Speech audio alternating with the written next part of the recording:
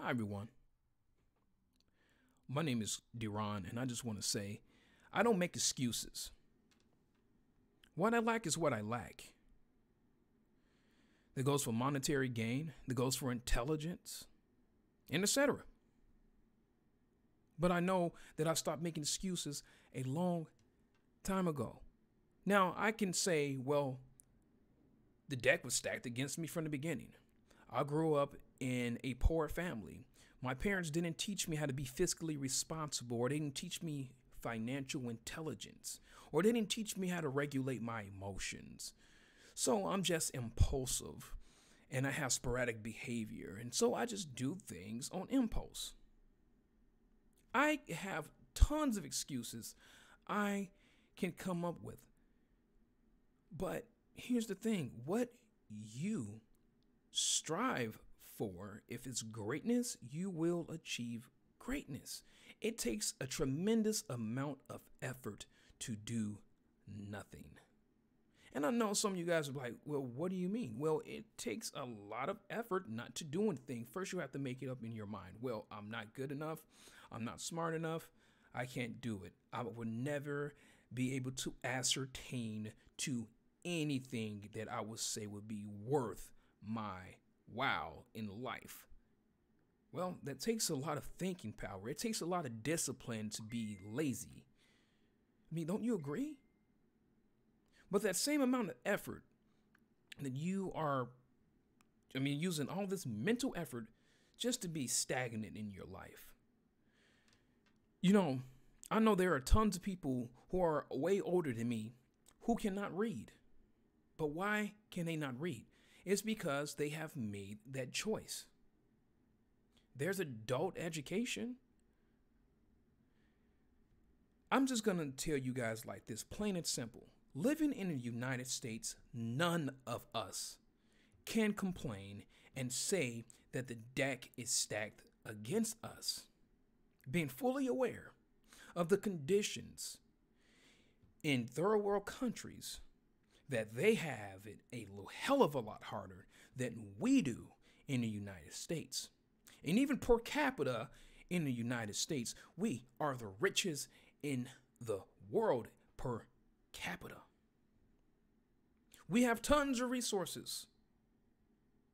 Tons of resources. We are blessed here in the United States. So with that blessing, take advantage.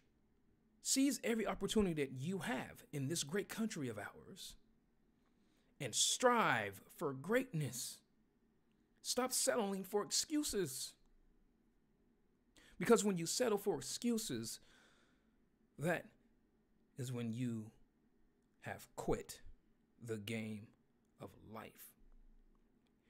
A lot of people have quit the game of life. A lot of people have dropped out of being a student of life. They have thrown in the towel. And so with them throwing in the towel and accepting defeat, what follows behind that? They become extremely just pessimistic, cynical, and they become hypercritical. They are extremely negative, bitter, easily aroused to hurl nothing but poison at other people who have a dream and they chase it. So I say I have no excuse. I live in the greatest country on earth. Do you believe there's no excuses for you? Are you really ever too old enough to start over? Absolutely not. Or are you too young to achieve great things? Absolutely not. The circumstances or the trials and tribulations in our life shows us our character, and it tests our heart. It reveals to us what we have and what we lack. But what we lack, we can have. And what we have, we can utilize it and even become more wise. I'm glad that I have shifted my mind setting to a no excuse mind setting. Excuses strips you of your critical thinking skills. Settling for excuses will make you settle for the mundane or the mediocre lifestyle. I'm not okay with that. See, I love speaking. I love teaching. I love preaching. I love motivating people. I love talking about heart issues, not hard, but heart issues. Things that actually truly matter. I mean, the archetypes of life, religion, politics. You guys, the reason why I'm so focused on heart issues is because if a man is to examine himself, no one can judge him. So I always want to make sure I examine my heart, because I want to make sure that my motives are as pure as possible. So this video is for anyone who has lost the wind in their sails and you're this close to giving up. Don't you know that when you are this close to giving up, you are this close to your breakthrough? What separates those that have found success from those who haven't? The ones who have become successful are the ones who did not give up. No matter how long that journey may be, there are some people, their journey is one day. Then there are some people, it took them 50 years on their journey to achieve greatness. But the thing is that they achieved greatness. What is your vision? What is your passion? What is your dream? What are your goals? What are your inspirations? Hold on to them. Try to materialize them and make your dreams reality. You can do it. Get rid of "I cannot" or these excuses for why you can't, and start coming up with reasons for why you can. Get rid of the victim mentality or the complex. Get rid of it. You are not a victim. The only person who is a victim is the man that believes that he actually truly is. There were even slaves during the African slave trade here in the United States, where they were physically in chains, but mentally their minds are free. There were even Jews who went on to write great books about positive thinking, even though they were in these concentration camps. They were physically bound, but their minds were free. In order to keep your mind free, you have to make sure that you are giving yourself nothing but positive reinforcement, inspiration, positivity, great insight. Broaden your horizons. When I was young, I used to tell my family this, and I come from a very militant, narrow-minded, tunnel vision family, and they're liberals, so that's self-explanatory. I used to tell them this, even as a teenager. I'm not the kind of person who likes to look out the window. I'm the kind of person who likes to open that window and climb out of the box. In order to climb out of the box, you have to be a maverick. You have to be a nonconformist. You have to be an insatiable maverick. You have to have a thirst for greatness.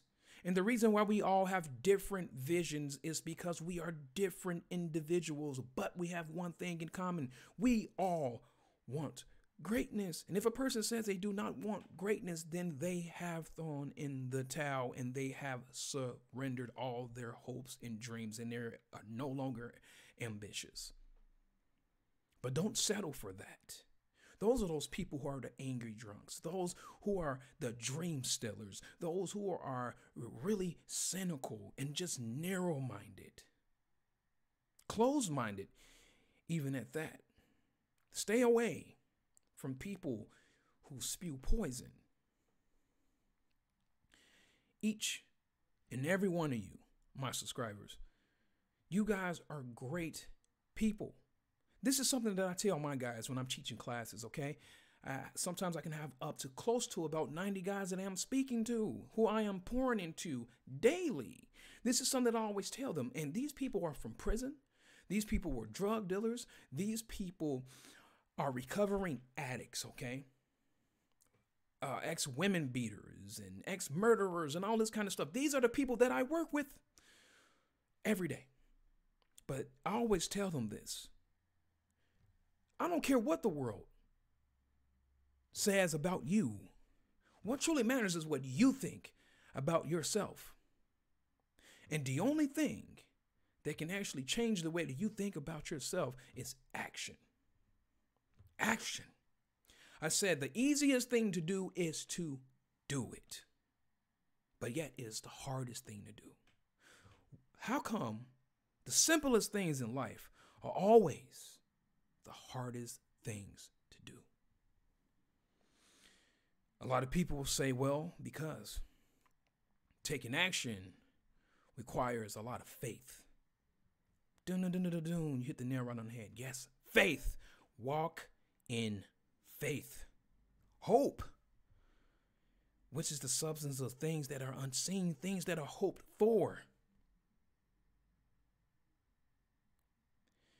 There are tons of people who told me when I started my YouTube channel, well, you know what, Deron, you're going to fail. I was called the N-word. I was threatened. I had my mother talked about. I had my testimony thrown back into my face. I was back in my face. I was laughed at. I was ridiculed on a constant basis by people online and even in person. But I knew deep down inside that the Spirit told me to start my YouTube channel. That no matter what, they will not quench my fire. That's because I have a desire. I have a passion. I am driven by something that is not within me, but by who has created me and who pours into me each and every day. Every hour, every minute, and every second. That dream is always kept alive because I have a great God who has conquered this world and I am his child and I have a great inheritance. And if my Father has conquered this world and Christ said that we would do even greater things, and that same Spirit that lives in me is the same Spirit that caused Christ's resurrection. And that same Spirit lives in all of his children who are believers. So my brothers and sisters, we must get rid of passivity. We must get rid of the fear. And we must be bold and live lives so that people say, you know what, these Christians are fearless. These Christians are unbreakable, that these Christians are unshakable. But these Christians are full of so much love and so much truth and so much boldness. Look at their character. Look at them. They're so virtuous. They stand up for justice. They love what is right. They're about freedom and equality and everything that is great. Shouldn't we be the most model of all citizens? I absolutely agree. My channel got snipped a long time ago. I got censored and I could have thrown in the towel. I said, no, I'm not. Because I must count it all joy. Because I know that I am doing my work for the Lord. Now, do I talk about politics? Yes, I believe that we are to influence our culture, not allow our culture to influence us. And what really trips me out is that we have all these sideline Christians. They're not pointing their finger at the world. Those sideline Christians are pointing their finger at the Christians who are in the game. Myself and you. So you guys, This channel is not about me. For one, it's about Christ. Two, it's about my country. Three, it's about my countrymen. You guys, all I can do is tell you what I know and what has worked for me. And what has worked for me is that I have gotten rid of all excuses. Christ has done everything. And when he says that it is finished, he meant that it is finished. Remember, he has all rule and authority over all things. And that's our God, who dwells in us. We are the church. We are the temple. So are we not to be bold? Are we not to walk in faith or the assurance of our salvation? Aren't we? I mean, come on, you guys know what I'm talking about. We're going to church here. I'm approaching, going on 17 minutes here, but you guys, I hope this video motivates you to stay in the fight. Don't throw in your towel. To all those people, well, life and its circumstances are going against you. Remember that the Lord has trusted you to go through these because he has given you enough strength that you will not go through it, but you will overcome, because Christ has already overcome. But you are being molded. You're being sharpened. All your impurities are being removed. Count it all joy. Give all glory and honor and praise to the Lord that you are counted worthy to even be tested so you can be molded. We are not saying that God, or I am not saying that God is the tempter. No, I would never ever say that. God does not tempt anyone. But does he allow trials and tribulations to come into our lives so he can test our heart, so it can mold us, so it can build character, build perseverance, steadfastness? Absolutely, you guys. I am not saying that being a Christian is all about being poor, and I'm not saying that being a Christian is all about being rich. But Christ came to give us life and to give us life more abundantly. He wants us walking in freedom. And when I hear the word freedom, I'm talking about freedom of your mind, freedom from your, from debt, etc. I'm talking about freedom in all aspects. We have a great God, and our God is not this small. Our God is bigger than this universe because he created it. He exists outside of time and space. We have a metaphysical God and a physical God. You guys, what I'm trying to simply convey is this, and I hope that I'm making this message as transparent as possible, because I'm not trying to use any colloquialisms or any huge verbiage or whatever. But the thing is this, you guys, is don't give up. Christ has done everything. You do not have the answer. Christ is the answer. He's the panacea for all problems. The social issues that we are plagued with today, yes, the Bible said it will happen. It will be like the days of Noah, correct? But does that give us a pass to sit there and do nothing? Just to stand by and just watch idly as the world slips down into darkness? No. Remember, Christ also gave us the Great Commission to go out to all the ends of the earth. Every tribe, every tongue, and every nation. Right? Baptizing them, in the name of the Father, the Son, and the Holy Spirit. Come on, making disciples. Guys, I'm a very busy man. I love what I do. Both of my businesses, being a 4-time recovery coach, being able to see people accept Christ every day and just being there with them. It's not me, it's the Spirit in me. So I give God all praise and all glory. And the only reason why I am here today, at the status that I am today, everything that I have, everything that I lack, is because of me. But what's great in me, that energy, that power, the strength that I have, comes from Christ. The clarity that I have comes from Christ. The veil was removed when I accepted Christ. And my brothers and sisters, the reason why we can see everything from a spiritual standpoint and know that we are not defeated, and why we know we have the answers, is because our God is the absolute standard of truth and perfection and morale. We have a God who is wrathful, and we also have a God who is merciful. We have a God that knows all things, who is all powerful.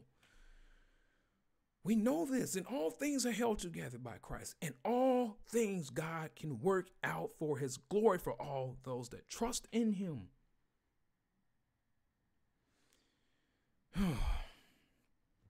Guys, this commercialized Christianity is completely crippling the church. But we knew that there would be a great fall away from sound biblical doctrine. This is what Paul was talking about.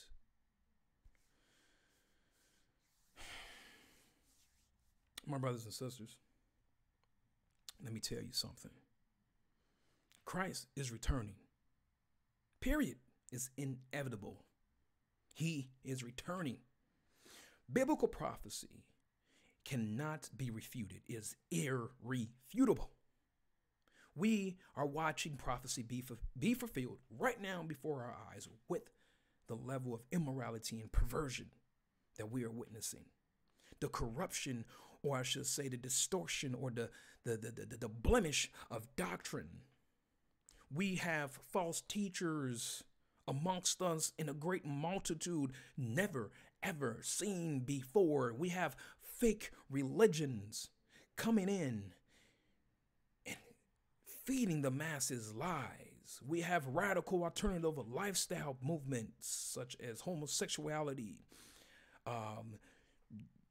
drug culture, the gaming culture, etc., etc., etc. All of these false gods people are worshiping. Scripture said it will be like the days of Noah. And remember, the days of Noah, all those people were so perverse that God said every thought was against him. Every thought was perverse. That God got to the point that he regretted that he created man. This is the world we're living in because Christ said it. It will be like the days of Noah. Hold fast.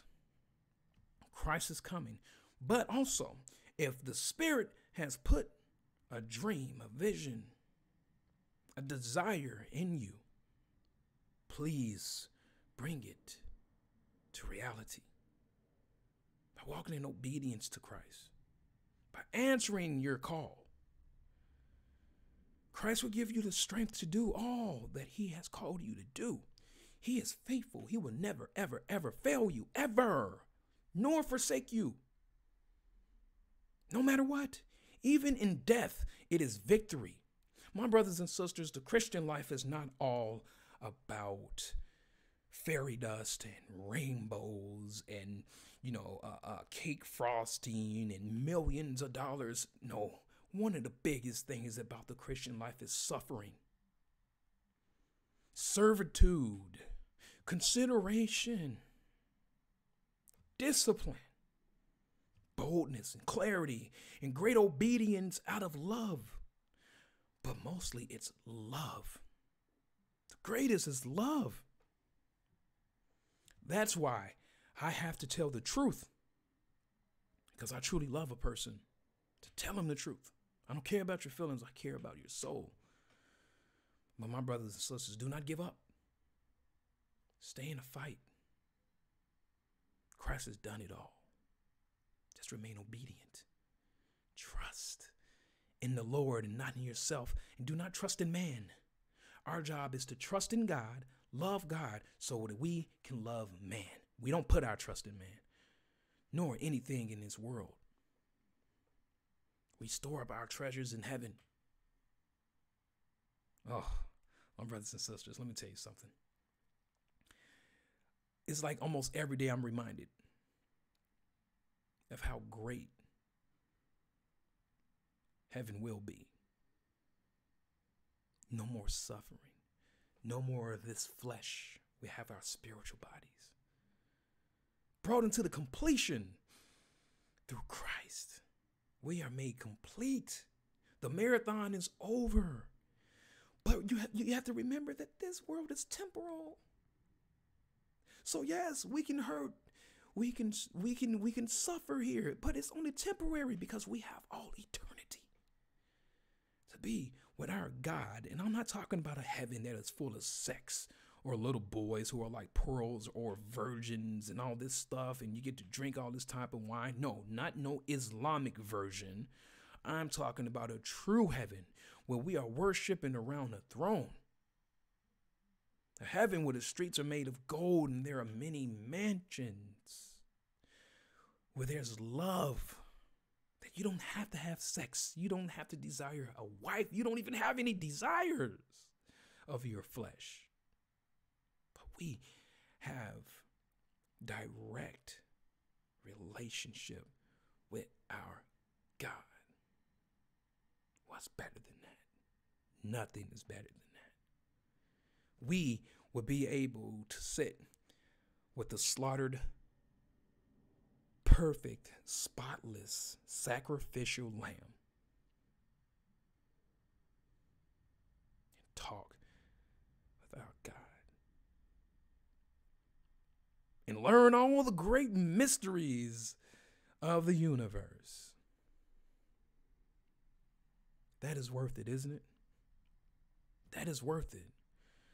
So you guys, this channel is more than motivations. I said before, it's about Christ, my country, and my countrymen.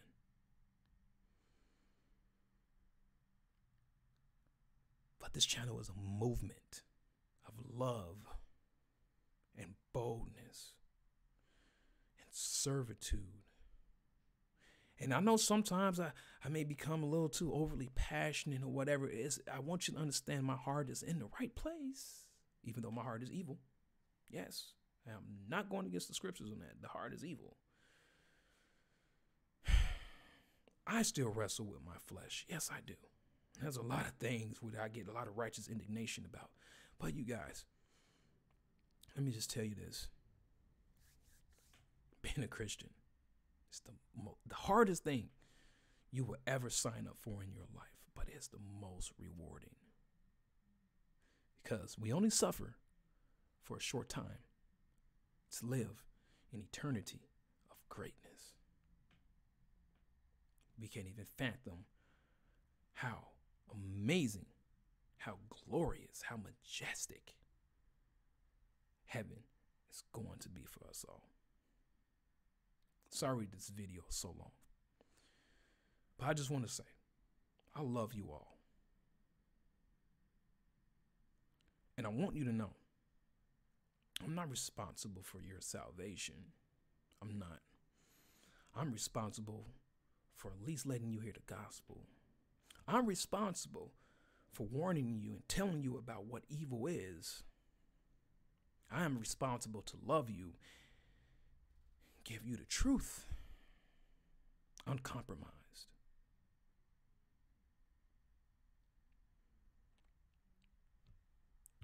I'm a seed planter, and I trust the Holy Spirit to water it. Christ bless you all. Stay in the fight. Don't give up. Remember, you are this close to a breakthrough. God bless you. Amen.